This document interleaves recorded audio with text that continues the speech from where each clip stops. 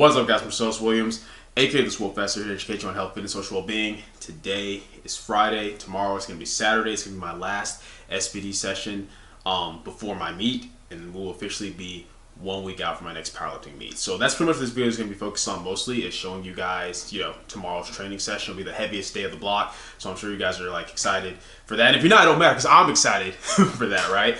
But I mean, y'all gotta be a little bit excited while you're watching my videos, right? Other than to be educated on health and social well-being. But that's kind of what I want to talk to you guys about right now, because that is the focus of this channel, right?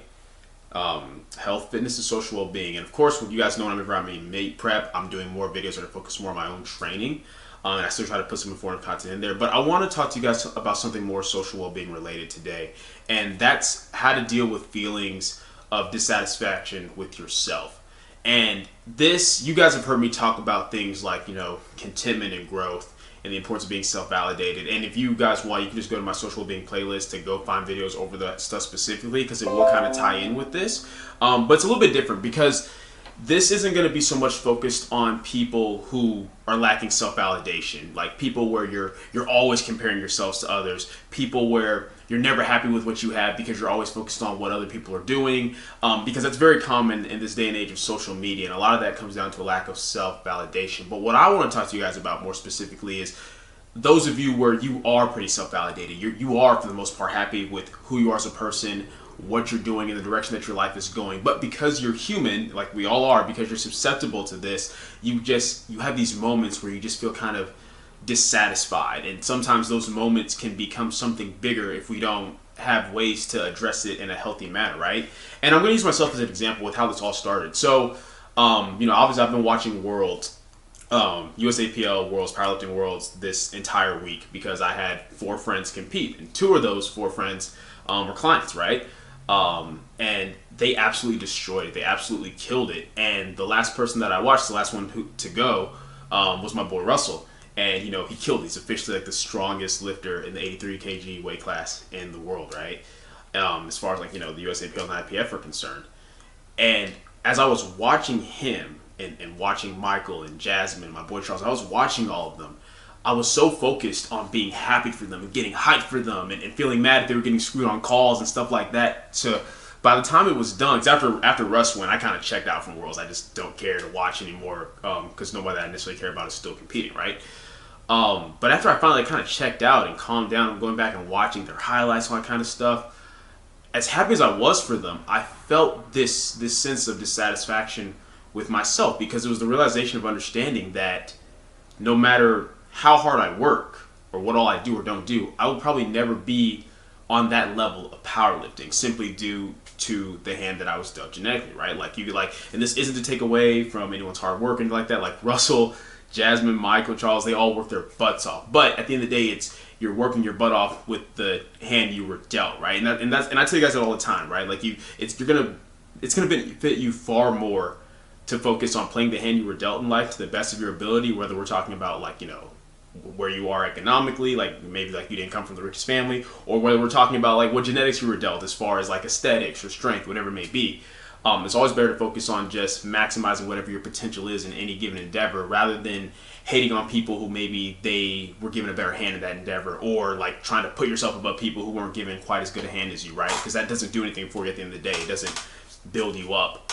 Focusing on yourself and actually doing everything you can to maximize your own potential is what builds you up.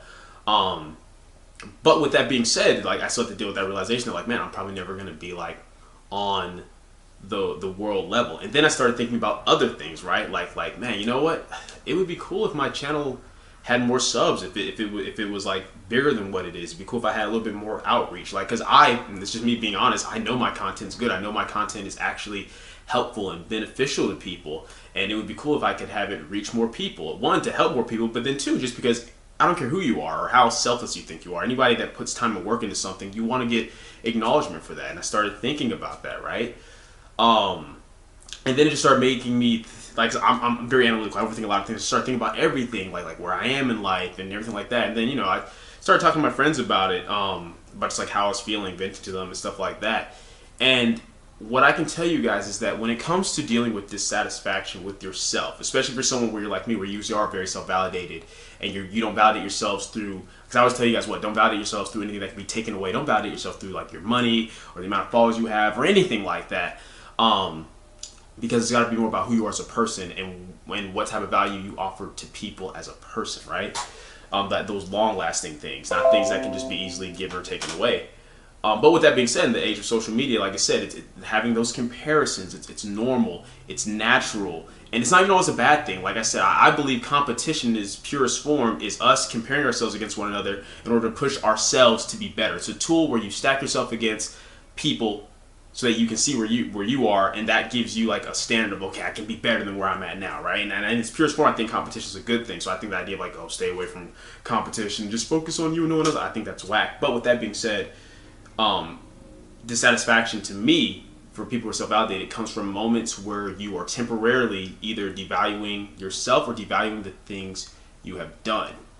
And the key to kind of overcoming those temporary feelings of dissatisfaction is to remind yourself and be objective with who you are as a person, what you have done. Remind yourself of the value that it brings to yourself and others in the world around you, right?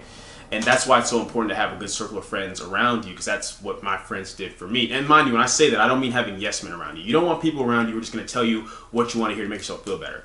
Because the reality is, sometimes if you're feeling dissatisfied, maybe it's because you're not doing everything that you could be doing to reach your goals. Because it's important. It's important to have goals. It's important to set standards for yourself. So when I say, like, being self-validated, being happy with who you are as a person, it all comes back down to that contentment and growth, right? Being content and growing and progressing and bettering yourself every single day. It doesn't mean being stagnant or just being like, oh, this is just who I am, even though you have 10 dozen issues that you know you could fix or be doing better in, but you just choose not to because some warped version of self-love, even though we really know that self-love means self-betterment. If you really love yourself, you're going to do everything you can to better yourself. The same way that if you love somebody else, you're going to try to do everything you can to help better their lives, right?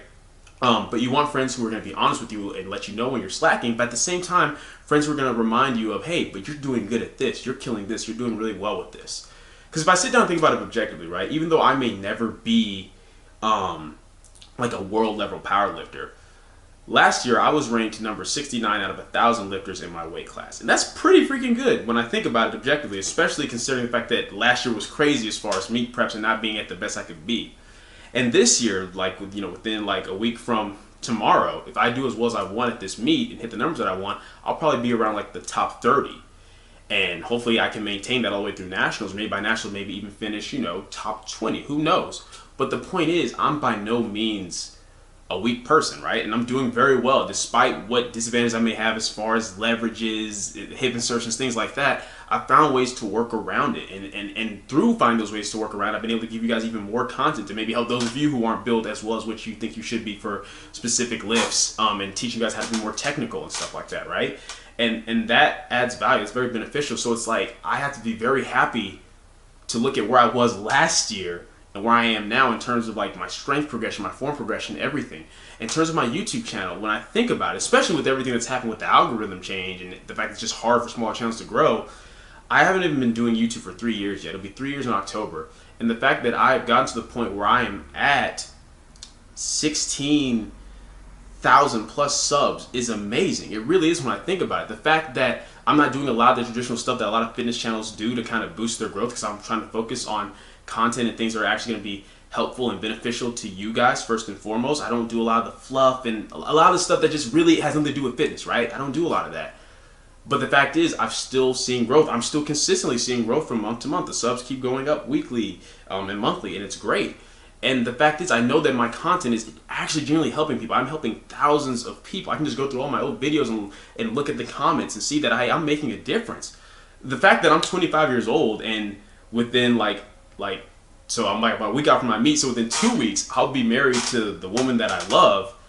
And the fact that I'll be able to provide for myself and her while she's finishing up her continuing education. The fact that I make a full-time living with my coaching, working for myself, more than a full-time living, like with my own business, is a blessing, and it's really good. And it's like, those are valuable things. And the impact that I have just on my friends and my family, and hopefully some of you guys, like that's motivating, encouraging, and helps you guys and helps you feel built up and positive about yourselves. That's good. But I have to remind myself about those things, because I'm not perfect, right? Like I said, we're all human. I'm susceptible to those feelings of dissatisfaction. I'm susceptible to comparing myself to others to a point where it can even be unhealthy. But it comes down to reminding myself of who I am, that I'm self-validated, and that ultimately we've all got our own issues, we've all got our own ups and downs, right? And at the end of the day, man, you can be a millionaire, but guess what? A billionaire is still making more money than you. Does that mean you're going to be not satisfied with the fact that you're a millionaire? It doesn't make much sense, right? But we all have our ups and downs. We all have things that we deal with. Some objectively more than others, but once again, perception is a very powerful thing. Perception isn't everything. I'm not one of these people who thinks, oh, your perception defines reality. No, reality is reality. Reality is reality in actuality, but your perception will always define how you respond to it, and how you handle things, and how you deal with things in reality. And it is a very powerful tool. So I guess what I'm saying, you guys know my social well-being stuff is kind of just ranting me, just kind of talking from the heart. But I guess what I'm getting at is that if you're ever feeling dissatisfied with yourself, take a step back and ask yourself why you're feeling that way. Because if it comes down to it being something as simple as, well, it's because I want to be at this point and I'm not at that point, well, then you have to figure out, well, why are you not at that point? If there's something you're slacking on, then stop slacking on it, and maybe that'll help you reach that point. But if it's something more because you want to get to a point that you know realistically is not going to be within reach of your potential in that endeavor, or if it's because you just want something that somebody else has, then you got to step back and take a second to really appreciate what you have accomplished. Look back at where you were and where you're at now, and learn from it. Learn that, hey, you know what, I'm growing, I'm doing really, really well, but I probably could have grown a little bit faster if I had done A, B, and C, and take those things and apply it to yourself. But yeah, I just felt like sharing that. I hope that did something for some of you who are listening. I hope that all made sense. But yeah, I just felt like sharing that. But that's going to be my mindset going into my session tomorrow and just finishing out this prep, is that I'm just focused on being the best version of myself that I can be, and focusing on beating my previous self, and focusing on just setting my goals and reaching those goals, regardless of what anyone around me is or isn't doing. And when I see people doing well, I'm going to take that and use that as motivation and fuel for my fire to keep burning bright, rather than letting it make me feel dissatisfied with myself, which I said is something I usually don't do, but we're all susceptible to it. But yeah, I just felt like kind of covering that. But anyway, I'll see you guys tomorrow.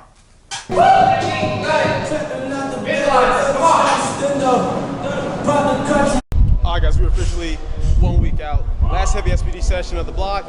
I feel good, my body feels good, my mind feels right. Let's get right into it.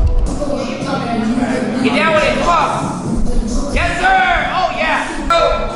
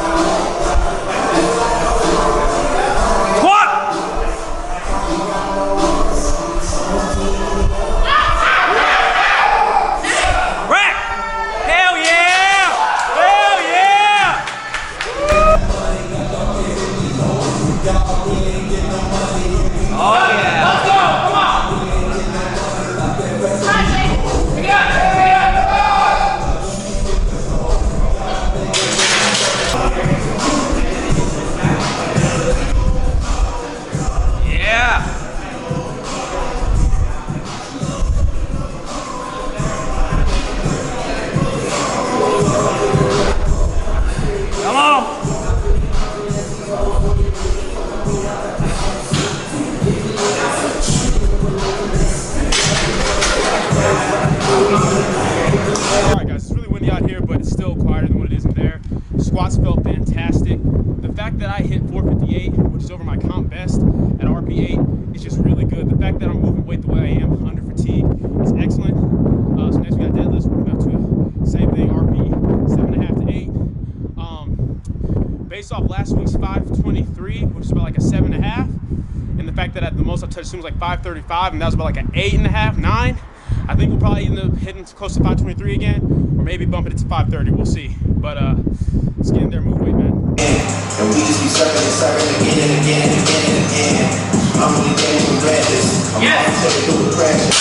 6-0, bounce, bitch, bounce. Hood nigga. Oh yeah, good. Yes. King concierge, lowest running trapper of the year. Stood the test of time like that, but then. That's right. Oh yeah, that's good. It's a me. Fucking wrong. If you be bugging on the motherfucker, you running for. All of my niggas that run in the picture, but Richard would never leave.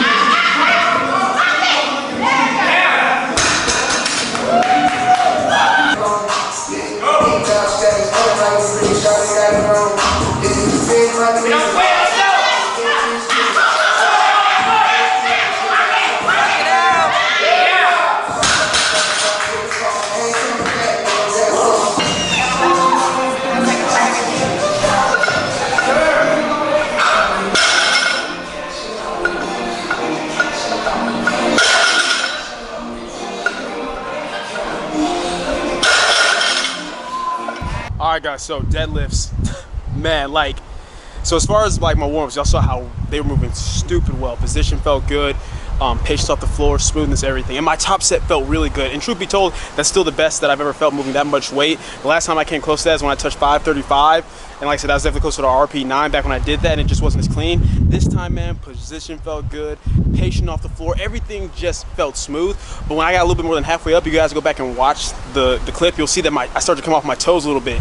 And I felt it, and it threw me off balance. And the moment that I pressed my toes back in, I was good and like could finish the lockout. So I just gotta make sure I'm distributing tension equally by pressing through my entire foot and not just pressing so much on my heels or leaning back so far to where I'm not able to adequately press into my toes the way I'm supposed to. And then back downs felt easy, just 403 pounds, a quick 3x3. Made sure I had clean lockouts because that's going to be the biggest thing when it comes to meet day. Just make sure my lockouts are clean, shoulders are back, legs are locked out. So yeah, next we got bench. I'm actually kind of like low-key most excited for this because I get to work up to an 8.5 to 9.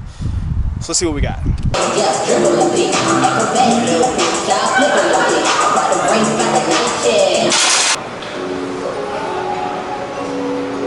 Chris.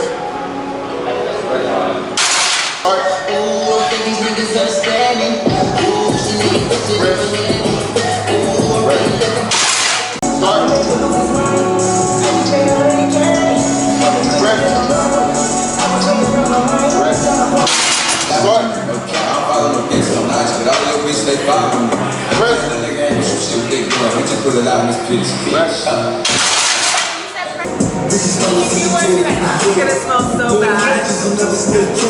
Oh my god.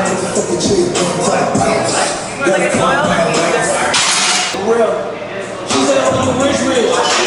Bitch, I graduated, come and get fish. I got low and already on my wish list. That's the only thing I want for Christmas. Slick ring type of nigga. She wanna fuck with me because my band's big, pass me the blunt, I don't do the liquor. And your bitch a groupie wanna take a picture. Start like a donkey song. I hope you ain't tryna take it on.